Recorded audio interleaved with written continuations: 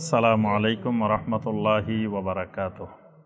আলহামদুলিল্লাহি ওয়াহদা ওয়াসসালাতু ওয়াসসালামু আলা মান লা নাবিয়্যা বা'দা ওয়া আলা আলিহি ওয়া সাহবিহি ওয়া মাওয়ালা।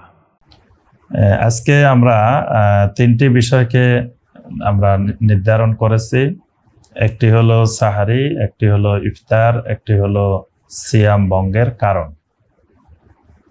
এই তিনটি বিষয় সিয়ামের সাথে সম্পর্কিত, খুবই গুরুত্বপূর্ণ তিনটি বিষয়। প্রথম যে বিষয়টি সেটি হলো সাহার বা সাহারি বা সাহুর। আমরা সিয়ামের মধ্যে একটি গুরুত্বপূর্ণ ইবাদত, যেটি সাহারি হিসাবে আমরা পরিচিতি পেয়ে থাকি, ইসলামী শরীয়ত যেটিকে সাহুর বা সাহারি হিসাবে নামকরণ করেছে। শবে সাদেকের পূর্ব যে মুহূর্তটি, ফজরের আগে যে মুহূর্তটি, এই সাহারির সময়টি আসলে সারা বছরেই একটি গুরুত্বপূর্ণ সময়। এই সময়টি ইমানদার বান্দা যারা, আল্লাহ রাব্বুল আলামিনের মুখলিসিন বান্দা যারা, তারা এই সময়টি সারা বছরেই সবসময় এই সময়ে আল্লাহর দরবারে ইস্তিগফার করে। আল্লাহ রাব্বুল আলামিন সূরা আলে ইমরানের 17 নম্বর আয়াতে ইরশাদ করেছেন, আস-সাবিরিনা ওয়াস-সাদিকিনা ওয়াল কানিতিনা ওয়াল মুনফিকিনা ওয়াল মুস্তাগফিরিনা বিল আসহার। আল্লাহ সুবহানাহু ওয়া তাআলা বলেন যে ঈমানদারদের যে গুরুত্বপূর্ণ বৈশিষ্ট্যগুলো আল্লাহর বান্দাদের, তন্মধ্যে একটি গুরুত্বপূর্ণ বৈশিষ্ট্য হলো ওয়াল মুস্তাগফিরিনা বিল আসহার। তারা সাহারির সময় শেষ রাত্রিতে আল্লাহ রাব্বুল আলামিনের নিকট ইস্তিগফার করে। কারণ ওই সময় আল্লাহ রাব্বুল আলামিন প্রতিদিন ওই সাহারির সময়ে আল্লাহ পাক প্রথম আকাশে অবতীর্ণ হন। প্রথম আকাশে এসে আল্লাহ রাব্বুল আলামিন আমাদেরকে ডাকতে থাকেন, হাল মিন মুস্তাগফিরিন ফাআগফির লাহু। তোমাদের মধ্যে কেউ কোনো ইস্তিগফারকারী, ক্ষমা প্রার্থনাকারী আছে কিনা, আমি তাদেরকে ক্ষমা করে দিব। তো এই সময়ে আল্লাহর বান্দারা উঠে আল্লাহর কাছে ইস্তিগফার করেন, কারণ আল্লাহ রাব্বুল আলামিন নিজেই এই সময়ে ইস্তিগফারের জন্য আমাদেরকে ডাকেন, সম্বোধন করেন। এই সময়টি একটা বরকতের সময়। আল্লাহ রাসূল সাল্লাল্লাহু আলাইহি ওয়াসাল্লাম বলেন, তাসাহহারু ফাইন্না ফিস সাহুরে বারাকাহ। তোমরা সাহারি খাও, কারণ সাহারির মধ্যে আল্লাহ রাব্বুল আলামিন বারাকা রেখেছেন, বরকত রেখেছেন। এজন্য সাহারি ক্ষুধা না থাকলেও অল্প কিছু হলেও খাওয়াটা এটি বরকতময়। কারণ আল্লাহ পাক এই খাবারটির মধ্যেও, যেহেতু এই খাবারটি শুধু একটি খাবার নয়, এটি একটি ইবাদত, এই জন্য এই খাবারের মধ্যে আল্লাহ রাব্বুল আলামিন বরকত রেখেছেন। আর এটি শেষ মুহূর্তে, অর্থাৎ সময়ের শেষে, শবে সাদেকের পূর্বে শেষ দিকে খাওয়াটা উত্তম। নবী সাল্লাল্লাহু আলাইহি ওয়াসাল্লাম সবসময় শেষ দিকে খেতেন। আর এই সাহারি খাওয়াটা, এটি আহলে কিতাব যারা, তাদের মধ্যে আমাদের মধ্যে সিয়ামের পার্থক্য হলো এটি। নবী সাল্লাল্লাহু আলাইহি ওয়াসাল্লাম বলেন, ফাসলু মা বাইনা সিয়ামিনা ওয়া সিয়ামে আহলিল কিতাব আকলাতুস সাহার। অর্থাৎ আহলে কিতাবদের সিয়াম আর আমাদের সিয়াম, এর মধ্যে পার্থক্য হলো যে আমরা আকলাতুস সাহার, আমরা সাহারি খাই, আর আহলে কিতাবগণ সাহারি খায় না। নবী সাল্লাল্লাহু আলাইহি ওয়াসাল্লাম এটা উৎসাহ করে বলেন, উম্মতকে উৎসাহিত করে বলেন, আস-সাহুরু আকলুহু বারাকাহ ফালা তাদউহু। সাহারি খাবার মধ্যে আল্লাহ পাক বরকত রেখেছেন, সুতরাং এই বরকত তোমরা পরিত্যাগ করিও না। সাহারির জন্য একটি সুন্নত রয়েছে, সেই সুন্নতটি হলো সাহারির জন্য আজান দেওয়া। নবী সাল্লাল্লাহু আলাইহি সাল্লামের মুয়াজ্জিন ছিল মোট 4 জন। 2 জন মসজিদে নববীতে, 1 জন মসজিদে কুবায়, 1 জন মসজিদে হারামে। তো মসজিদে নববীর 2 মুয়াজ্জিন ছিলেন, একজন বেলাল রাদিয়াল্লাহু তাআলা আনহু আর একজন আব্দুল্লাহ ইবনে উম্মে মাকতুম রাদিয়াল্লাহু তাআলা আনহু। নবী সাল্লাল্লাহু আলাইহি সাল্লাম এই সময়টিতে 2 জনকে 2টি দায়িত্ব দিয়েছেন। বেলাল রাদিয়াল্লাহু তাআলা আনহুকে দায়িত্ব দিয়েছিলেন সাহারির আজান দেওয়ার জন্য, আর আব্দুল্লাহ ইবনে উম্মে মাকতুম রাদিয়াল্লাহু তাআলা আনহুকে দায়িত্ব দিয়েছিলেন ফজরের আজান দেওয়ার জন্য, যাতে 2 জনের আজান শুনে মানুষ বুঝতে পারে যে কোনটি সাহারির আজান, কোনটি ফজরের আজান। তো এই জন্য নবী সাল্লাল্লাহু আলাইহি ওয়াসাল্লাম বলেন, ইন্না বেলালান ইউয়াজ্জিনু বিলাইলিন। বেলাল রাত্রিবেলার আজান দেয়, সুতরাং বেলালের আজান শুনে তোমরা খানা বন্ধ করো না, যতক্ষণ না আব্দুল্লাহ ইবনে উম্মে মাকতুমের আজান তোমরা শুনতে পাও ততক্ষণ তোমরা খাও পান করো। তো এই জন্য সাহারির জন্য উত্তম হলো আজানের মাধ্যমে মানুষকে সাহারির জন্য আহ্বান করা। কিন্তু আমরা দেখি আমাদের দেশে সাহারির জন্য আজান বন্ধ করে দিয়ে আমরা বিভিন্ন ইসলামী সঙ্গীত, কোরআন তেলাওয়াত, বিভিন্ন জিকির আজকার, বিভিন্ন কিছু মাইকে আওয়াজ করে আমরা মানুষকে জাগানোর চেষ্টা করি, মানুষকে ডাকাডাকি করি, কেউ সাইরেন বাজায়, বিভিন্ন রকমের কাজকর্ম করি। এগুলো সবগুলোই সুন্নতের খেলাফ। কেউ কেউ আমরা বলি যে মানুষ তো বুঝবে না কোনটি ফজরের আজান কোনটি সাহারির আজান, তাহলে নবী সাল্লাল্লাহু আলাইহি ওয়াসাল্লাম যে পদ্ধতিটি নিয়েছেন এই পদ্ধতিটি তাহলে এই যুগের জন্য উপযোগী না। নাউজুবিল্লাহ। এই জাতীয় চিন্তা চেতনা পোষণ করা এটি আমাদের ইমানের দুর্বলতা। যদি আমরা ওই সুন্নতের দিকে ফিরে আসি তাহলে অবশ্যই মানুষ বুঝবে যে কোনটা সাহারির আজান কোনটা ফজরের আজান। এবং আলহামদুলিল্লাহ বর্তমানে সবার কাছে ঘড়ি আছে, মোবাইল আছে, ক্যালেন্ডার আছে, সব আছে। এটা বোঝা এখন আর গ্রামে গঞ্জে শহরে কোথাও আর কঠিন কাজ নয়। এই জন্য আমরা চেষ্টা করব এই সুন্নতের দিকে ফিরে আসার। আল্লাহ পাক আমাদেরকে তৌফিক দান করুন। আর দ্বিতীয় যে বিষয়টি আমাদের আজকে সেটি হলো ইফতার। ইফতারও সিয়ামের সাথে সম্পর্কিত একটি গুরুত্বপূর্ণ ইবাদত। আল্লাহ রাসূল সাল্লাল্লাহু আলাইহি সাল্লাম বলেন, লা ইয়াজালুন নাসু বিখাইরিন মা আজ্জালু আল ফিতরা। আমার উম্মত ততক্ষণ পর্যন্ত কল্যাণের উপরে থাকবে যতক্ষণ তারা তাড়াতাড়ি ইফতার করবে, অর্থাৎ ইফতারটা তারা দেরি করবে না। আল্লাহ পাক সূরা আল বাকারার 187 নম্বর আয়াতে আল্লাহ রাব্বুল আলামিন বলেন, সুম্মা আতিম্মুস সিয়ামা ইলাল লাইল। তোমরা রাত্রি পর্যন্ত সিয়াম পূর্ণ করো। এই রাত্রি কোথা থেকে শুরু এটা নবী সাল্লাল্লাহু আলাইহি ওয়াসাল্লাম সরাসরি কোরআনে কারিমের এই আয়াতের ব্যাখ্যা আমাদেরকে বাস্তব আমলের মাধ্যমে দেখিয়ে দিয়েছেন যে সূর্য ডোবার সাথে সাথে রাত্রি শুরু। সুতরাং সূর্য ডোবার সাথে সাথেই আমাদেরকে ইফতার করতে হবে। এই ইফতারের মধ্যে আল্লাহ রাব্বুল আলামিন অনেক ফজিলত রেখেছেন। ইফতারের মাধ্যমে আল্লাহ রাব্বুল আলামিন আমাদের গুনাহ মাফ করেন। তো ইফতারের ক্ষেত্রে আমাদের যে কয়টি বিষয় খেয়াল রাখতে হবে, প্রথম হলো দেরি না করা। সূর্য অস্ত যাবে তখন সাথে সাথে আমরা ইফতার করে নিব। এবং বর্তমানে সূর্য অস্ত গিয়েছে এটি বোঝা আমাদের জন্য অনেক সহজ। এই জন্য সূর্য যখনই অস্ত যাবে আমরা দেরি না করে আমরা ইফতার করে নিব ইনশাআল্লাহ। এটি নবী সাল্লাল্লাহু আলাইহি ওয়াসাল্লামের সুন্নাহ। আর দ্বিতীয় বিষয় যে আমরা ইফতারের সময় দোয়া কবুল হওয়ার বিষয় আমরা যে হাদিসটিতে শুনে থাকি, ইবনে মাজার যে হাদিসটি, এই হাদিসটি সহিহ না, এই হাদিসটি দঈফ। তো সুতরাং সিয়াম পালনকারী শুধু ইফতারের সময় শুধু দোয়া কবুল না, একেবারে সারাদিনে আল্লাহ রাব্বুল আলামিন সিয়াম পালনকারী দোয়া কবুল করেন। এই জন্য আমরা সবসময় দোয়া করব, ইফতারের সময় দোয়া করব, জিকির আজকার করব এবং দোয়া করব একাকী একাকী। নবী সাল্লাল্লাহু আলাইহি ওয়াসাল্লাম কখনো ইফতারের সময় সাহাবীদেরকে সবাইকে নিয়ে সম্মিলিতভাবে দোয়া করেছেন বা তাবেঈনেরা করেছেন, সালাফে সালেহিনেরা করেছেন, এরকম কোনো দলিল প্রমাণ পাওয়া যায় না। এই জন্য আমরা একা একা ওই ইফতারের পূর্বে জিকির আজকার করব, দোয়া করব আর ইফতার শুরু করব বিসমিল্লাহ বলে। ইফতারের শেষে যে দোয়াটি আমরা সহিহ হাদিসের মাধ্যমে পাই, যে সুনানে আবু দাউদের মধ্যে যে দোয়াটি এসেছে, যাহাবাত জামাউ ওয়াবতাল্লাতিল উরুকু ওয়া তাবাতাল আজরু ইনশাআল্লাহু তাআলা, এই দোয়াটি আমরা পড়ব। আর খাবার শেষে যে দোয়া, আলহামদুলিল্লাহিল্লাযী আত'আমানি হাযা তুআম ওয়া রাযাকানিহি মিন গায়রি হাওলিন মিন্নি ওয়ালা কুওয়া, এই দোয়াগুলো আমরা পড়ব। জি সম্মানিত ভাই ও বোনেরা, আরেকটি বিষয় আমরা আজকে আমাদের আলোচনার বিষয় সেটি হলো সিয়াম ভঙ্গের কারণ। যে সিয়াম ভঙ্গের কারণগুলো আমাদের জেনে রাখা ভালো, তাহলে আমাদের সিয়াম পালন করতে অনেক সুবিধা হয়। তো সিয়াম ভঙ্গের আসলে অনেকগুলো কারণ রয়েছে, আবার কিছু কিছু কারণ রয়েছে একটু একতলাপও রয়েছে। তা আমরা প্রথমে সহজে বোঝার জন্য সিয়াম ভঙ্গের কারণগুলোকে দুই ভাগে ভাগ করব। এক ভাগ হলো যেগুলো শরীরের ভিতরে ঢুকানো, আরেক ভাগ হলো শরীর থেকে বের করা। অর্থাৎ সিয়ামের সম্পর্কটা আমাদের শরীরের সাথে। তাহলে শরীরে কিছু জিনিস ঢুকাইলেও সিয়াম ভেঙে যায়, আবার শরীর থেকে কিছু জিনিস বের করলেও সিয়াম ভেঙে যায়। তো এই দুই ভাগে যদি আমরা বুঝি সহজ বুঝতে পারবো। অনেক ফুকাহায়ে কেরাম অনেকভাবে ব্যাখ্যা করেছেন, বিভিন্নভাবে কিতাবে এসেছে। কোনো জায়গায় সিয়াম ভঙ্গের কারণ 5টি, কোনো জায়গায় 6টি, 7টি এসেছে। তো যা এসেছে সবগুলোকে আমরা 2 ভাগে ভাগ করব।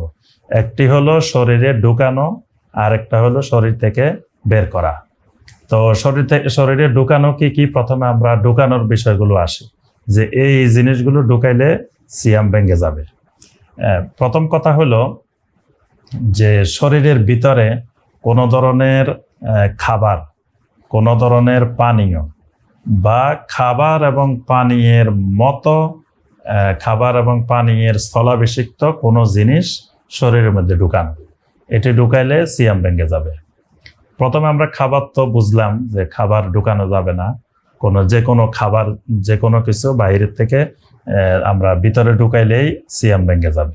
কোনো পানীয়, যে কোনো ধরনের পানীয়, সেটা সাধারণ পানি হোক, শরবত হোক, জুস হোক, যাই হোক, যে কোনো পানীয় যদি আমরা ঢুকাই, খেয়ে নিই, তাহলে সিয়াম ভেঙে যাবে।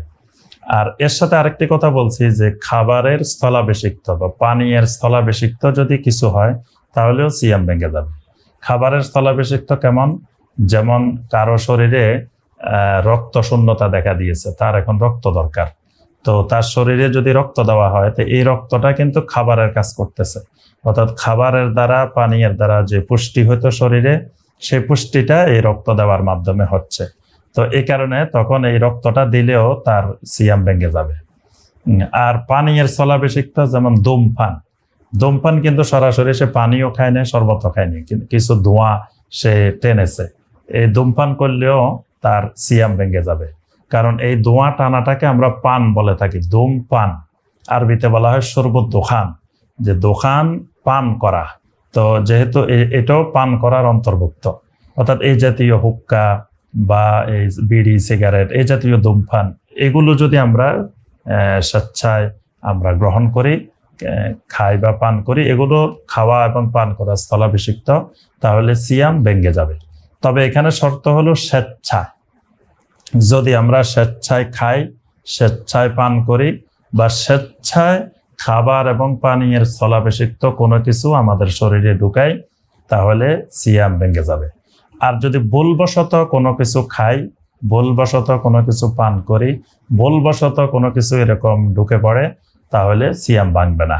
কারণ নবী সাল্লাল্লাহু আলাইহি ওয়াসাল্লাম স্পষ্ট করে বলছেন যে ইজা নাসিয়া বা আকালা বা সারেবা, কেউ যদি ভুলে খেয়ে ফেলে, পান করে ফেলে, পালিউতিম্মা সাওমাহু, সে তার সিয়ামকে পূর্ণ করবে। কারণ ফা ইন্নামা আতআমাহুল্লাহু ওয়া আসকাহু, আল্লাহ রাব্বুল আলামিনই তাকে খাওয়াইয়েছেন, আল্লাহ রাব্বুল আলামিন তাকে পান করিয়েছেন। এজন্য ভুলে যদি কেউ খায় বা পান করে, তাহলে সিয়াম ভাঙবে না। তবে ইচ্ছাকৃত খাইলে, পান করলে বা খাবার এবং পানীয়ের মতো কোনো কিছু যদি শরীরে ঢুকানো হয়, তাহলে সিয়াম ভেঙে যাবে।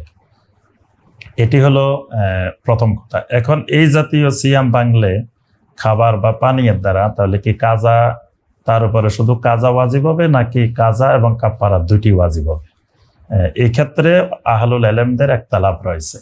আহলুল ইলমদের মধ্যে কেউ কেউ বলছেন কাজা এবং কাফারা দুইটি ওয়াজিব হবে, কেউ কেউ বলছেন শুধু কাজা করতে হবে। তো এখানে জমহুর ওলামায়ে কেরাম, অর্থাৎ অধিকাংশ আহলুল ইলমদের মত হলো এই ক্ষেত্রে কাফারা ওয়াজিব হবে না, শুধু কাজা করলেই যথেষ্ট। অর্থাৎ খাবার বা পানীয়ের দ্বারা সিয়াম ভঙ্গ হলে সে কাজা করবে। এটি হলো জমহুর ওলামায়ে কেরামের মত, তার কাফারার প্রয়োজন নেই। এরপরে আমরা আসি ভিতরে ঢুকানোর আরেকটি বিষয়। ভিতরে ঢুকানোর আরেকটি বিষয় হলো অনেক প্রয়োজনীয় ওষুধপত্র আমাদেরকে ভিতরে ঢুকাইতে হয়। তো এই ওষুধপত্র যদি আমরা ভিতরে ঢুকাই, তাহলে আমাদের সিয়াম ভঙ্গ হবে কিনা। যে ওষুধপত্রগুলো 2 ধরনের হয়ে থাকে। এক ধরনের ওষুধ যেগুলো খাবারের বিকল্প হিসাবে ওষুধটা ব্যবহার করা হয়, এটি পাকস্থলীতে পৌঁছে যায়। তো যেই ওষুধটা পাকস্থলীতে পৌঁছে যাবে, তার দ্বারা সিয়াম ভঙ্গ হয়ে যাবে। যে ওষুধটা খাবারের বিকল্প, পানীয়ের বিকল্প বা পাকস্থলীতে পৌঁছে, এর দ্বারা তার সিয়াম ভেঙে যাবে। আর যেই ওষুধটা খাবার বা পানীয়ের বিকল্প না, অর্থাৎ যেটি পাকস্থলীতে পৌঁছে না, এটি চামড়ার নিচে রক্তের মধ্যে থাকে, অথবা কানের মধ্যে থাকে, অথবা শুধু নাকের মধ্যে থাকে, অথবা শুধু চোখের মধ্যে থাকে, এটা আর পাকস্থলীর দিকে যায় না, গলা থেকে আর নিচের দিকে যায় না, তাহলে এই জাতীয় ওষুধপত্র ব্যবহার করলে সিয়াম ভঙ্গ হবে না। তো অনেক সময় অনেক পরীক্ষা নিরীক্ষার জন্য অনেক মেশিন শরীরে ঢুকাইতে হয়। তো এই মেশিন ঢুকানোর ক্ষেত্রেও শরীর হুকুম হলো যে স্বাভাবিকভাবে সিয়াম ভঙ্গ হবে না, তবে এই মেশিনারিদের সাথে যদি ওষুধপত্র থাকে যেটা পাকস্থলীতে যায়, তাহলে তার সিয়াম ওই ওষুধপত্রের কারণে তার সিয়াম ভেঙে যাবে। আচ্ছা, এবার দ্বিতীয় বিষয় আসি, যে শরীর থেকে বের করা। যে প্রথম বলছি আমরা শরীরে ঢুকাইলে সিয়াম ভাঙবে, এবার আসি আমরা শরীর থেকে বের করা। বের করার মধ্য থেকে প্রথম বিষয় সেটি হলো যে যৌন কাজ করা। সেটা স্বামী স্ত্রী এর বৈধ উপায়ে দিনের বেলায় করা, অথবা অবৈধ উপায়ে করলে সেটা জেনা, ব্যভিচার, অশ্লীলতার গুনাহ হবে। কিন্তু এই সিয়ামরত অবস্থায় যে কোনো ধরনের যৌন কাজ করা, সহবাস করা, এর দ্বারা সিয়াম ভেঙে যাবে এবং এই সিয়াম ভঙ্গটা খুবই মারাত্মক। এই জাতীয় সিয়াম ভঙ্গের দ্বারা কাজা এবং কাফফারা দুটি ওয়াজিব হবে। এটি সকল ফুকাহায়ে কেরামের, সকল আহলুল ইলমের ঐক্যমত যে ইচ্ছাকৃতভাবে কোনো ব্যক্তি স্বামী স্ত্রী যদি দিনের বেলায় যৌন কাজ করে তাহলে তার সিয়াম ভেঙে যাবে, পাশাপাশি তাদের দুইজনের উপরে কাজা এবং কাফফারা দুটি ওয়াজিব হবে। কাজা হলো এক সিয়ামের পরিবর্তে একটি, কাফফারা হলো 60টি এক আদারে, অর্থাৎ এক আদারে 2 মাস সিয়াম পালন করবে। প্রথম একজন গোলাম আজাদ করবে। তো গোলাম এখন আমাদের বাংলাদেশে পাওয়া যাবে না, তো আমাদেরকে করতে হবে একাধারে 60টি সিয়াম, কোন শরঈ ওজর ব্যতীত। শরঈ ওজর বলতে মাঝখানে যদি ঈদের দিন আসে বা যেদিন রোজা রাখা হারাম এরকম দিন আসে সেই দিন বাদ যাবে, বা মাঝখানে কঠিন অসুস্থ হয়ে গেছে রোজা রাখতে পারে না এরকম দিন বাদ যাবে। এরকম ছাড়া অনবরত একটানা 2 মাস সিয়াম পালন করতে হবে। মোট 61 দিন সিয়াম পালন করতে হবে একটা সিয়ামের জন্য। এই ব্যাপারে সকল আহলুল ইলম একমত। এটি হলো সিয়াম ভঙ্গের একটি গুরুত্বপূর্ণ বিষয়। আর কেউ যদি স্বামী স্ত্রী যৌন কাজ করে নাই, যে কোনো উপায়ে শরীরের ভিতর থেকে বীর্য বের করেছে, তাহলে তার সিয়াম ভেঙে যাবে। সেটা হস্তমৈথুনের মাধ্যমে হোক বা যে কোনো কিছু ছবি দেখে যে কোনোভাবে যে কোনো উপায়ে তার শরীর থেকে বের হয়ে গেছে, তাহলে তার সিয়াম ভেঙে যাবে। তবে এই সিয়ামের জন্য কাজা করলে যথেষ্ট, এটার জন্য কাফফারা প্রয়োজন হবে না। আচ্ছা, শরীর থেকে বের হওয়া আরেকটা বের হতে পারে বমি বের হতে পারে শরীর থেকে। বমি যদি ইচ্ছাকৃতভাবে বের হয়, আমরা বীর্য বের হওয়ার ব্যাপারে আরেকটি বিষয় এখানে বলে রাখা দরকার, সেটি হলো ইচ্ছাকৃত বের করা। যদি অনিচ্ছাকৃত বের হয়, স্বপ্নদোষ হয় দিনের বেলায়, তাহলে সিয়ামের কোনো অসুবিধা হবে না। আর শরীর থেকে বের করার মধ্যে আরেকটা বিষয় হলো বমি। যদি কেউ ইচ্ছাকৃত বমি করে তার সিয়াম ভেঙে যাবে এবং কাজা করতে হবে। আর যদি অনিচ্ছাকৃত বমি হয় তাহলে তার দ্বারা সিয়াম ভঙ্গ হবে না। আচ্ছা, আরেকটা বিষয় হলো শরীর থেকে বের করার মধ্যে রক্ত, যে আমি কাউকে রক্ত দিতে পারবো কিনা সিয়াম রাখা অবস্থায়। এটি নিয়ে আহলুল ইলমদের মধ্যে একটু একতলাফ রয়েছে, তবে বিশুদ্ধ মত এবং অধিকাংশ আহলুল ইলমদের মত যে সিঙ্গা দেওয়ার দ্বারাও সিয়াম ভেঙে যাবে এবং রক্ত দেওয়ার দ্বারাও সিয়াম ভেঙে যাবে। অর্থাৎ এই ব্যাপারে অনেকগুলো হাদিস আছে। কোন হাদিসে আসছে নবী সাল্লাল্লাহু আলাইহি ওয়াসাল্লাম সিয়ামরত অবস্থায় সিঙ্গা দিয়েছেন, সিঙ্গা লাগিয়েছেন। কিন্তু আবার আরেকটি হাদিসে এসেছে নবী সাল্লাল্লাহু আলাইহি ওয়াসাল্লাম বলেছেন আফতারাল হাজিম ওয়াল মাহজুব। ইমাম বুখারী রাহিমাহুল্লাহ বলেন যে সিঙ্গার ব্যাপারে যতগুলো হাদিস এসেছে এটাই সবচেয়ে বিশুদ্ধ, এবং এই মতের আলোকেই ওলামায়ে কেরামের আহলুল ইলমের ফতোয়া যে সিঙ্গা দানকারী, সিঙ্গা যিনি লাগাবেন তার সিয়াম ভেঙে যাবে। অর্থাৎ শরীরের থেকে রক্তগুলো বের করার কারণে সিয়াম ভেঙে যাবে। তাহলে কোনো ব্যক্তি যদি অন্যকে রক্ত দেয় তাও তার সিয়াম ভেঙে যাবে। তবে কোনো মুমূর্ষ রোগী যদি হয়, তাকে সিয়াম দেওয়া, যদি সিয়ামরত অবস্থায় যদি রক্ত দেওয়া অত্যাধিক প্রয়োজন হয়ে পড়ে, যে এই মুহূর্তে মুমূর্ষ রোগীটাকে জীবন বাঁচানোর জন্য রক্ত দেওয়া দরকার, তাহলে রক্ত দিবে, কিন্তু ওই সিয়ামটার কাজা আদায় করতে হবে। রক্ত দিলেও তার সিয়াম ভেঙে যাবে। এই জন্য সিয়াম রেখে শরীরের থেকে এইভাবে রক্ত বের করে কাউকে রক্ত দেওয়া যাবে না। তো এই হলো মোটামুটি প্রাথমিক কথা, যেগুলোর দ্বারা সিয়াম ভাঙ্গে। এরকম দুইটা বিষয় আমরা বলছি, কিছু বিষয় শরীরের থেকে বের করলে, আবার কিছু বিষয় শরীরে ঢুকাইলে এগুলোর দ্বারা সিয়াম ভেঙে যায়। তো সম্মানিত ভাই বোনেরা, এবার আমরা প্রশ্নোত্তরে আসি। একজন বোন জানতে চেয়েছেন যে তার স্বামী নিয়মিত 5 ওয়াক্ত সালাত আদায় করেন না এবং তাবিজ দেন, তাহলে তার সাথে তার বৈবাহিক সম্পর্ক কেমন থাকবে? খুবই গুরুত্বপূর্ণ বিষয়। এবং বোন, এটা শুধু আপনার প্রশ্ন নয়, এটা এই বাংলাদেশের শত শত মা বোনের এই প্রশ্ন, যে আমরা দেখি সমাজে অসংখ্য ভাই বোন এরকম রয়েছেন যে যারা সালাত কায়েম করেন না। কোনো জায়গায় স্বামী সালাত কায়েম করেন না, কোনো জায়গায় স্ত্রী করেন না, কোনো জায়গায় দুইজনেই করেন না। প্রথমে আসি আমরা সালাতের মাসালায়। এই মাসালাটি শাইখ বিন বাজ রাহিমাহুল্লাহ, শাইখ সালেহ বিন উসাইমিন রাহিমাহুল্লাহ, মোহাম্মদ বিন সালেহ আল উসাইমিন রাহিমাহুল্লাহ, ওনাদেরকে করা হয়েছিল যে স্বামী সালাত কায়েম করে না বা স্ত্রী সালাত কায়েম করে না, এই ব্যাপারে শরীয়তের হুকুম কি? ওনারা স্পষ্ট ফতোয়া দিয়েছেন যে তাদের বিবাহ বাতিল হয়ে যাবে। যে যদি যে কোনো একজন, হয় স্বামী সালাত আদায় করে স্ত্রী করে না, অথবা স্ত্রী করে স্বামী করে না, তাহলে তাদের বিবাহ বাতিল। কারণ যেখানে নবী সাল্লাল্লাহু আলাইহি ওয়াসাল্লাম স্পষ্ট করে বলছেন যে কাফের মুশরিকের মধ্যে আর মুমিনের মধ্যে পার্থক্য হলো তারকুস সালাহ, সালাত পরিত্যাগ করা। সালাত ইমানের বহিঃপ্রকাশ। সালাতের মাধ্যমে একজন মুমিন তার ইমানের স্বীকৃতি প্রকাশ পায়। তো যে ব্যক্তির মধ্যে সালাতে নেই, ওই ব্যক্তির সাথে একজন সালাত আদায়কারী ব্যক্তির বিবাহ বৈধ হয় না। এজন্য তারা স্পষ্ট ফতোয়া দিয়েছেন যে তাদের বিবাহ বাতিল হয়ে যাবে। যদি তওবা করে ফিরে আসে স্বামী অথবা স্ত্রী, তাহলে তাদের বিবাহ আবার থাকবে।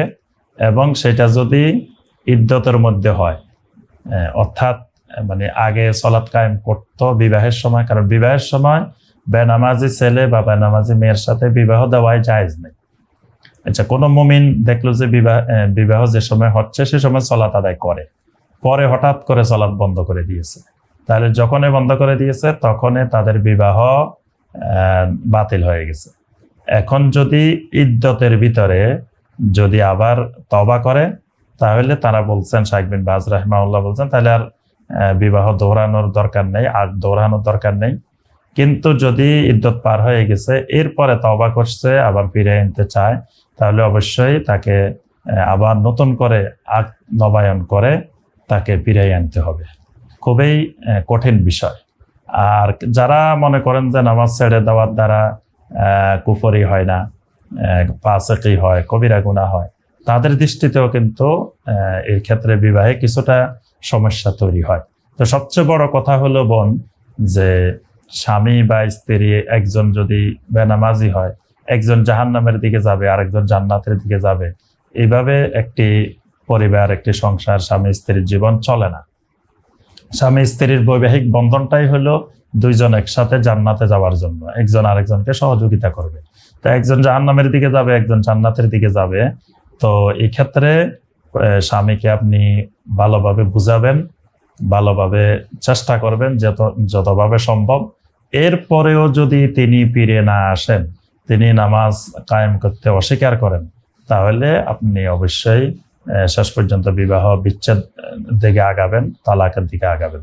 আর যেটি বলছেন তাবিজ দেওয়ার মধ্যে দুই ধরনের হতে পারে। এক ধরনের হলো যদি কোরআন ছাড়া অন্য কিছু দিয়ে তাবিজ দেয়, তাবিজের মধ্যে নকশা ব্যবহার করে, বিভিন্ন দেব দেবী মূর্তি জিন এদের নাম ব্যবহার করে, তারপরে বিভিন্ন জাদুর কাজকর্মগুলো করে, যেগুলো দ্বারা স্বামী স্ত্রীর মধ্যে বিচ্ছেদ ঘটায় বা দুইজন মানুষের মধ্যে সম্পর্কের বিচ্ছেদ ঘটায়, এই জাতীয় কাজগুলো করে, তাহলে এগুলো সুস্পষ্ট কুফরি এবং ঈমান ভেঙে যাবে।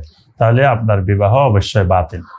আর যদি তাবিজের ক্ষমতায় বিশ্বাস করে না, শুধুমাত্র কোরআন দিয়ে দেয়, বিশ্বাস করে সম্পূর্ণরূপে আল্লাহর ক্ষমতায়, কিন্তু কোরআনকে ব্যবহার করে তাবিজের কাজে, তাহলে এটি মোরতাদ হবে না, ইসলাম থেকে বের হবে না, কিন্তু এটাও কুফর, এটাও শিরক, এটাও শিরকে আসগর, এর দ্বারা কবিরা গুনাহ হবে, এটা থেকে তওবা করতে হবে। একজন ভাই বলছেন সাইয়্যিদুল ইস্তিগফার শুদ্ধ উচ্চারণটা যদি বলে দিতেন, এবং এটা কি নামাজের শেষ বৈঠকে পড়তে পারবো? নামাজের প্রথম কথা হলো সাইয়্যিদুল ইস্তিগফার, এটি খুবই গুরুত্বপূর্ণ একটি ইস্তিগফার। তো ভাইকে আমি পরামর্শ দিব যে আপনি আমাদের ওস্তাদ ডক্টর খন্দকার আনম আব্দুল্লাহ জাহাঙ্গীর রাহিমাহুল্লাহর যে বইটি আছে রাহে বেলায়াত, এই বইতে অনেকগুলো ইস্তিগফার ফজিলত সহ হাদিস সহ বর্ণনা করা আছে। আপনি সেখান থেকে এই সাইয়্যিদুল ইস্তিগফারটা সুন্দর করে শিখে নেবেন। আর সরাসরি কোনো একজন শায়খের থেকে কোনো জায়গায় উচ্চারণের সমস্যা থাকলে উচ্চারণটা শিখে নেবেন। আর এটা নামাজের শেষ বৈঠকে পড়তে পারবো, এটি ফরজ সালাতে না পড়াই ভালো, আহলুল ইলমদের ইখতিলাফ রয়েছে। তবে সুন্নত সালাতে, নফল সালাতে আপনি পড়তে পারবেন, কোনো অসুবিধা নেই। আমাদের দেশে অনেক জায়গায়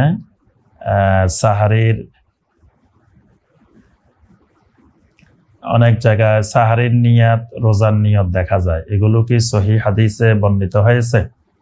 জি ভাই, গুরুত্বপূর্ণ প্রশ্ন করেছেন।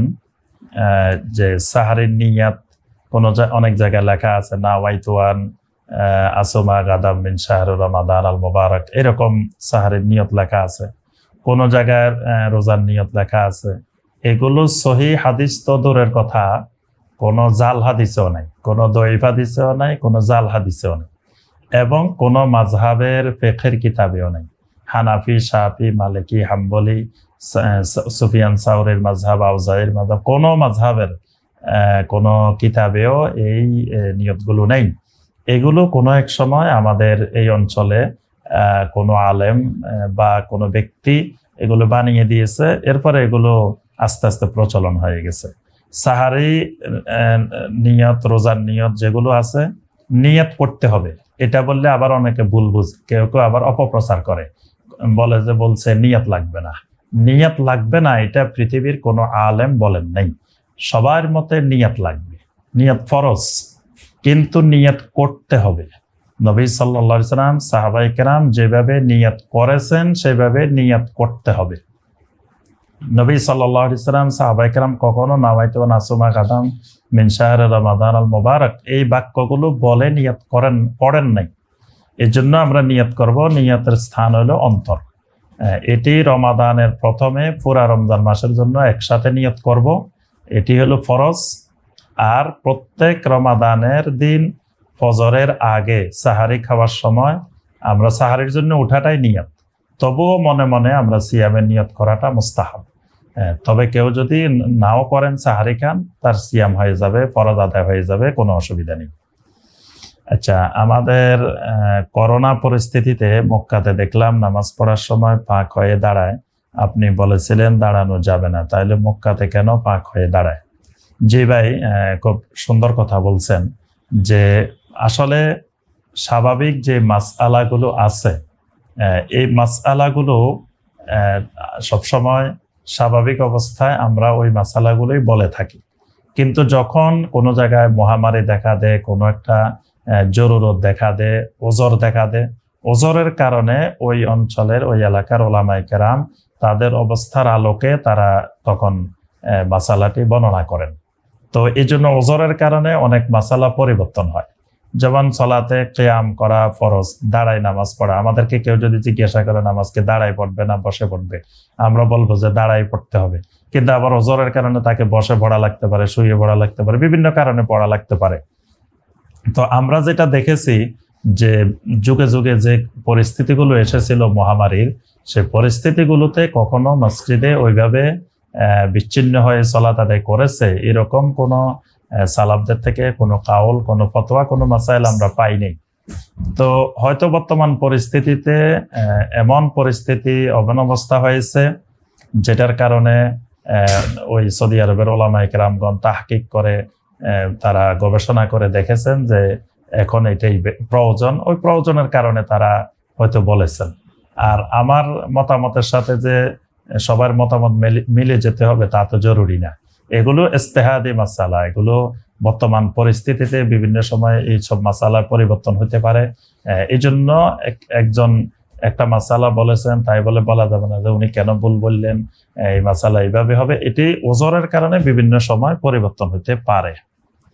বাংলাদেশের আলেমগণ এক এক কথা বলে, ফতোয়া দেয়। ফতোয়া দিতে গিয়ে অনেক সময় বাড়াবাড়ি করে। মধ্যমপন্থা কোনো ফতোয়া নাই মক্কা মদিনার ফতোয়া বাংলা কই পাবো? না, আসলে এই কথা ঠিক বলেন নাই। বাংলাদেশের আলেমগণ এক এক কথা বলে ফতোয়া দেয়। আলেমগণ ফতোয়া দেয় না, আলেমগণ বাড়াবাড়িও করে না। তাই সমস্যা হয়েছে আমরা আলেম চিনি না। বাংলাদেশে আলেম এক জিনিস, বক্তা এক জিনিস। আমরা বাংলাদেশের আমজনতা বক্তা চিনি, যারা ওয়াজ মাহফিলে ওয়াজ করে বিভিন্ন জায়গায়, আমরা এদেরকে চিনি এবং এদেরকে মনে করি বড় আলেম।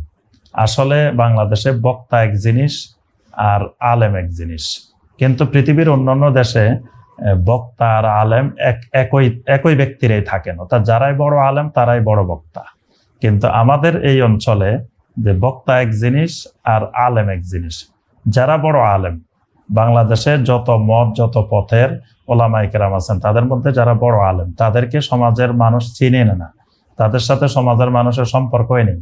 তাদের সাথে সম্পর্ক হলো যারা ওয়াজ মাহফিলে বিভিন্ন রকমের সুর দিয়ে গান গাইতে পারেন, বিভিন্ন রকমের অভিনয় করতে পারেন, বিভিন্ন রকমের হিন্দি গানের, বাংলা গানের, ইংরেজি গানের সুর দিতে পারেন। এইরকম মানে বিভিন্ন অভিনয় করে মানুষের সাথে ঠাট্টা তামাশা হাসি কৌতুক করে যারা মাঠে ময়দানে মানুষকে জমায় রাখেন, যারা এই জাতীয় ইসলামকে নিয়ে যারা মাঠে ময়দানে থাকেন, ইসলামেরও কিছু কথা বলেন, সাথে সাথে যারা এইসব অভিনয় করেন, এই জাতীয় বক্তাদেরকে আমাদের সমাজের ভাই বোনেরা চিনেন। তো মনে করেন যে তারা আলেম, তারা যেটা বলে এটাকে নিয়ে চিৎকার শুরু হয়ে যায়, ফতোয়া শুরু হয়ে যায় যে উনি এত বড় আলেম, উনি এত এই ফতোয়া দিলেন, এই মাসালা দিলেন। অর্থাৎ উনি বড় বক্তা হয়েছেন কিন্তু বড় আলেম না। কিন্তু সাধারণ মানুষ এই কথাটাই, এই জিনিসটাই বুঝে না। তো এজন্য যেটা বলছেন যে বাংলাদেশে এক এক সময় এক এক ফতোয়াতে, এটা ঠিক না।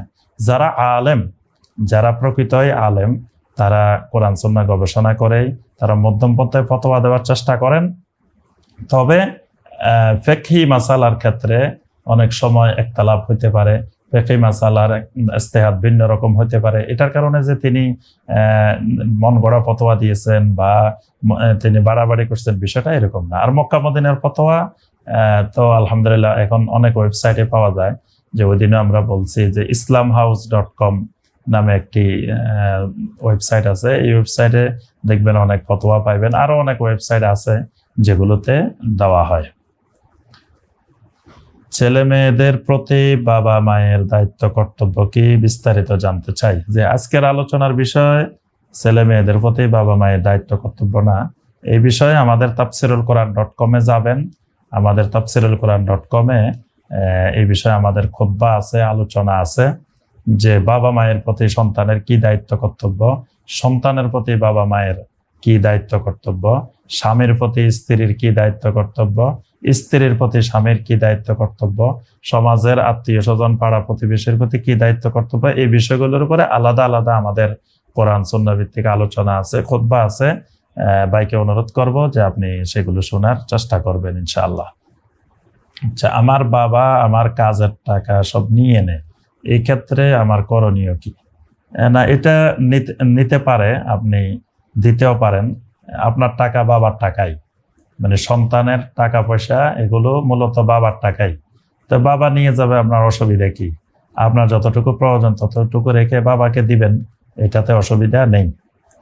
আচ্ছা, এরপরে ভাই বলছেন যে ইসলামী ইতিহাসে বিয়ের পর কি স্ত্রীকে নিয়ে বাবা মার সাথে থাকতে হয় নাকি আলাদা থাকতে হয়? প্রথম কথা হলো, এই প্রশ্নটা আমাদের সমাজে আসবেই কেন? যে বিয়ের আগে যেমন আমরা মা বাবা ছেলে মেয়ে একসাথে ছিলাম, তো বিয়ের পরেও মা বাবা স্বামী, আমরা ছেলের বউ একসাথে থাকবো, আলাদা হওয়ার প্রশ্ন আসবে কেন? এই প্রশ্নটা আসাটাই মূলত খারাপ। এর কারণ হলো বর্তমানে আমাদের দেখা যায় অনেক বোনেরা একসাথে থাকতে চান না। যে একসাথে থাকতে গেলে তিনি তার ইচ্ছা মতো হয়তো চলতে পারেন না, তার শ্বশুর শাশুড়ি অনেক কিছু বাধা দেন, অনেক কিছু কথাবার্তা বলেন। কিন্তু এগুলো বলেন আমাদের মঙ্গলের জন্য, আমাদের ভালোর জন্য।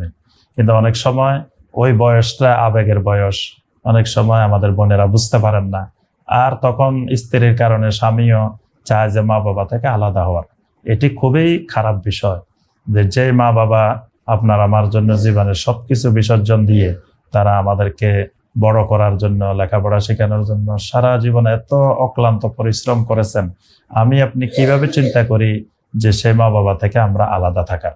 এই জন্য অবশ্যই মা বাবার সাথে একসাথে থাকতে হবে। তবে কোনো জরুরি পরিস্থিতি হলে, হয়তো আমি থাকি অনেক দূরে অন্য জায়গায়, সেটা তো আম্মা আব্বাও বুঝবেন, সেটা মা বাবা আপনাকে বলবেন যে তুমি তোমার স্ত্রীকে নিয়ে যাও। এইভাবে আব্বা আম্মার সাথে সুন্দর করে পরামর্শ করে আপনি হয় একসাথে থাকবেন, অথবা দূরে যাওয়ার প্রয়োজন হলে সেখানে দূরে নিয়ে যাবেন। তবে কোনো অবস্থায় মা বাবার মনে কষ্ট দেওয়া যাবে না। জি, এখানে একজন ভাই বলছেন এলেম কি হুজুর বলবেন? জি, এলেম তো জ্ঞান, এলেম মানে হলো জ্ঞান। তো মূলত এলেম বলতে বোঝানো হয় কোরআন এবং সুন্নাহর জ্ঞান। অর্থাৎ জ্ঞান বলতে বাংলা ইংলিশে জ্ঞান বললে, নলেজ বললে সব কিছুকে অন্তর্ভুক্ত করে, কিন্তু আরবিতে যখন আমরা এলেম শব্দটা ব্যবহার করি তখন এটির দ্বারা কোরআন এবং সুন্নাহর জ্ঞান, অর্থাৎ ওহির জ্ঞানটাকেই কোরআন সুন্নাহর পরিভাষায় এলেম বলা হয়। আর এলেম হলো, মূল এলেম হলো আল্লাহ রাব্বুল আলামিন সম্পর্কে এলেম, অর্থাৎ আকীদা বিশুদ্ধ করার এলেমটাই মূল এলেম। যার আকীদা যত বিশুদ্ধ তিনি তত বড় আলেম।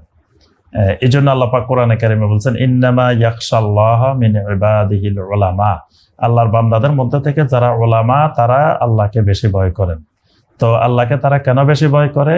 কারণ তারা আল্লাহ সম্পর্কে বেশি জানে। আর আল্লাহ সম্পর্কে বেশি জানে কারা? যাদের আকীদা বিশুদ্ধ, যাদের আকীদা সহি, যাদের আকীদা পরিশুদ্ধ। তো যাদের আকীদা যত বেশি পরিশুদ্ধ তারা আল্লাহর ব্যাপারে তত বড় আলেম। এই জন্য এই আয়াতের তাফসিরে হাসান আল বসরি রাহিমাহুল্লাহ বলছেন যে ইন্নামা ইয়াখশাল্লাহ মিন ইবাদিহিল উলামা, এখানে উলামা হলো মান খাশিয়া রহমান বিল গায়ব, যারা আল্লাহ রাব্বুল আলামিনকে ভয় করে তারাই হলো সবচেয়ে বড় আলেম। যে পুরুষ বলে আমার সাথে 12টা জিন আছে, তার বিধান কি এবং তার সাথে কি কোনো মেয়ে বিবাহ দেওয়া যাবে? যিনি বলেন আমার সাথে 12টা জিন আছে, তাহলে তিনি জাদুকর হিসাবে নিজেকে প্রকাশ করেন। কারণ জিনদের সাথে সম্পর্ক থাকে জাদু করে, কারণ জাদু করার জন্য জিনদের সহযোগিতা নিতে হয়, জিনদের সাথে অনেক শিরকি কর্মকাণ্ড করতে হয়, জিনদেরকে ডাকতে হয়, জিনদের সাথে অনেক শিরকি কর্মকাণ্ড করে জাদুর কাজগুলো করতে হয়।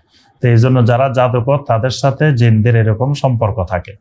তো জাদু করা ইসলামে হারাম এবং জাদু ঈমান ভঙ্গের একটা কারণ। তাহলে যে জাদু করে, জাদুর সাথে জড়িত আছে, অবশ্যই তার সাথে মেয়ে বিয়ে দেওয়া জায়েজ হবে না। সলাতে কেরাত পাঠে ভুল হলে বা থেকে গেলে এই সলাতের প্রথম বৈঠকে তাশাহুদের অতিরিক্ত কিছু যেমন দরুদ মাসুরা পড়ে ফেললে সাজদা দিতে হবে কি? যে কেরাত পাঠে ভুলে গেলে, কেরাত পাঠে যদি ভুলে যান সাজদায় সহ লাগবে না, কারণ সলাতের মধ্যে সূরা আল ফাতিহা পড়াটা ফরজ, তার সাথে যে কেরাতটা আমরা মিলাই এই কেরাতটা পড়া সুন্নত। এই সুন্নত যদি ভুল হয় অথবা থেকে যান, এটার জন্য সাজদায় সহ দেওয়া লাগবে না। আর প্রথম বৈঠকে তাশাহুদের অতিরিক্ত যদি দরুদ পড়েন, দোয়া মাসুরা পড়েন, তাও সাজদায় সহ দেওয়া লাগবে না।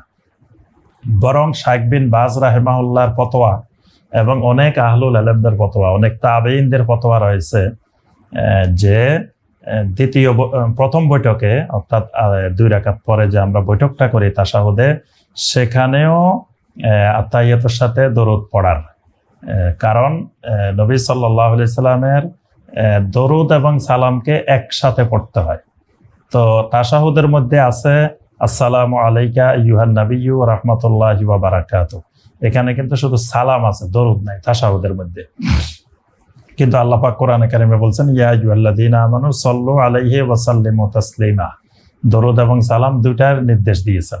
এই জন্য সাহাবায়ে কেরাম নবী সাল্লাল্লাহু আলাইহি ওয়াসাল্লামকে প্রশ্ন করেছেন যে আমরা তো সালাম কিভাবে দিতে হয় জানি, কিন্তু দরুদ তো জানি না, সালাত তো জানি না। তখন নবী সাল্লাল্লাহু আলাইহি ওয়াসাল্লাম শিখিয়েছেন আল্লাহুম্মা সাল্লি আলা মুহাম্মাদিন ওয়া আলা আলি মুহাম্মাদ। তাহলে এই জন্য শাইখ বিন বাজ রাহিমাহুল্লাহর ফতোয়া হলো, অনেক আহলুল ইলমের ফতোয়া হলো যে আত্তাহিয়াতুর পরে দরুদ পড়া। তো এই জন্য এক্ষেত্রে আপনার দোয়া সাজদায়ে সাহু লাগবে না। তবে অধিকাংশ জমহুরদের ফতোয়া হলো প্রথম বৈঠকে শুধু আত্তাহিয়াতু পড়া। বাসার সবাই আজান না হইলে ইফতার করে না, আমি কি তাদের জন্য অপেক্ষা করব না সূর্য ডোবার সাথে সাথে ইফতার করে ফেলবো? জি, এবাদতের ক্ষেত্রে একটি বিষয় মনে রাখবেন যে এবাদত যদি অন্যরা ভুল করেও, তো আমি অন্যদের ভুলের দিকে তাকাবো না, তাদের জন্য অপেক্ষা করব না, তাদেরকে অনুসরণ করব না। যেটা আমি কোরআন সুন্নাহর ভিত্তিতে বুঝবো এটা সঠিক, আমি ওই এবাদতটাই আমি সাথে সাথে করব। এই জন্য আজানের অপেক্ষা আপনি করার দরকার নেই। যখন আপনি নিশ্চিত হবেন সূর্য ডুবে গেছে, আমাদের ইসলামিক ফাউন্ডেশনের ক্যালেন্ডারও আছে যেখানে সূর্যাস্তের সময় দেওয়া আছে, বা সূর্যাস্ত গেছে আপনি ইফতার করে ফেলবেন, বাসার সবাই পরে করুক, এটা তাদের ব্যাপার। জি, আরেকজন ভাই জানতে চাইছেন, হুজুর দঈফ হাদিসের আমল করা যাবে কি? না, দঈফ হাদিসের আমল করা যাবে না। এর কয়েকটি কারণ। 1 নম্বর কারণ, আমলের সাথে আকীদার সম্পর্ক আছে। আপনি কোনো একটি বিষয়ে আমল করতে গেলে সেটা আগে বিশ্বাস করতে হবে। যেমন আপনি এই নামাজটা পড়বেন, আগে আপনাকে এই বিশ্বাস করতে হবে যে এই নামাজটা পড়লে এই ফজিলত আছে। ফজিলতে বিশ্বাস না করে আপনি নামাজটা পড়বেন না। তাহলে আগে আকীদা, আগে আপনি বিশ্বাস করলেন, তারপরে আমল করবেন।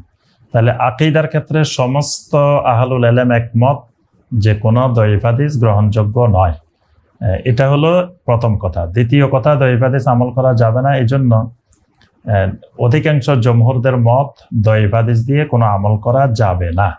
আচ্ছা, যে সকল আহলুল ইলম, কয়েকজন আহলুল ইলম, অল্প সংখ্যক আহলুল ইলমেরা বলছেন দঈফ হাদিসে আমল করা যাবে শর্ত সাপেক্ষে। তারা যে শর্তগুলো দিয়েছেন ওই শর্তগুলো অনুসরণ করলে দঈফ হাদিস আর দঈফ থাকে না, সেটা হাসান হয়ে যায়। তাদের প্রথম শর্ত হলো এই দুর্বলতাটা দঈফ জিদ্দান হওয়া যাবে না, অর্থাৎ বেশি দুর্বলতা বা অত্যাধিক দুর্বলতা হওয়া যাবে না, এটা সামান্য দুর্বলতা, যে দুর্বলতা মানে বেশি গভীরে না। তাহলে যে হাদিসটা দঈফ জিদ্দান হয়ে যায়, অত্যাধিক দুর্বল হয়ে যায়, সেই হাদিস তাদের মতেও আমল করা যাবে না। সেই হাদিসটা হইতে হবে মাঝখানে এমন কোনো রাবি পাওয়া যেতে পারবে না যে রাবি মিথ্যাবাদী হিসাবে পরিচিত হয়ে গেছে, জাল হাদিস বর্ণনাকারী হিসাবে পরিচিত, বা সমাজে অপরিচিত, কেউ তাকে চিনে না, এরকম রাবি ওই হাদিসের মধ্যে থাকা যাবে না। তারপরে ওই হাদিসটা আমল করার জন্য যে ওই সমার্থবোধক আরো অনেক সহি হাদিস রয়েছে, অনেক সহি হাদিস এই ব্যাপারে রয়েছে, একটা হয়তো দঈফ সনদে আসছে। অর্থাৎ যারা বলছেন দঈফ হাদিস আমল করার ব্যাপারে, দঈফ হাদিস কয়েকটা ক্ষেত্রে আমল করার কথা কোনো কোনো আহলুল ইলম বলছেন। একটা হলো তারগিব তারহিবের ক্ষেত্রে, অর্থাৎ উৎসাহ দেওয়ার ক্ষেত্রে, ভয়ভীতি প্রদর্শনের ক্ষেত্রে, আর কেউ কেউ ইস্তেহবাব আমল, মুস্তাহাব আমলের ক্ষেত্রে বলছেন। তারাও এরকম 3-4টা শর্ত দিয়েছেন। তো এই শর্তের আলোকে যেটি প্রমাণিত হবে সেটি আসলে দঈফ থাকে না, সেটা মূলত হাসান হয়ে যায়। এই জন্য সহি এবং দঈফের মাঝখানে হাসানের একটা পর্যায় আছে। এই জন্য যে হাদিস দঈফ সেটা আমল করা যাবে না। আচ্ছা, আরেকজন ভাই জানতে চেয়েছেন, কোরআন তেলাওয়াত ব্যতীত অন্য সময়ে আয়াতুল কুরসি পাঠ করার সময় আউযুবিল্লাহ বিসমিল্লাহ বলতে হবে কি? কোরআন তেলাওয়াত ছাড়া অন্য সময়েও যদি আপনি আয়াতুল কুরসি পাঠ করেন, আউযুবিল্লাহ বিসমিল্লাহ বলবেন, কারণ যে সময় পড়েন ওইটা তেলাওয়াত। যেমন আপনি যদি ফরজ সালাতের পরে আয়াতুল কুরসি পড়েন, বা সকাল বিকাল জিকিরে আয়াতুল কুরসি পড়েন, বা ঘুমানোর সময় আয়াতুল কুরসি পড়েন, তো সেটাও কিন্তু তেলাওয়াত। এই জন্য আপনি সেখানেও আউযুবিল্লাহ বিসমিল্লাহ পড়বেন। ইফতারের কোনো দোয়া আছে কি? জি, ইফতারের দোয়া হলো বিসমিল্লাহ, মানে যে কোনো খাবার শুরু করতে বিসমিল্লাহ বলে শুরু করতে হয়। আপনি ইফতারও শুরু করবেন বিসমিল্লাহ বলে। যে দোয়াটি এসেছে আল্লাহুম্মা লাকা সুমতু ওয়া আলা রিজকিকা আফতারতু, এটা আবু দাউদের মধ্যে আছে, কিন্তু এই দোয়ার যে হাদিসে বর্ণিত হয়েছে হাদিসটা দঈফ, দুর্বল হাদিস।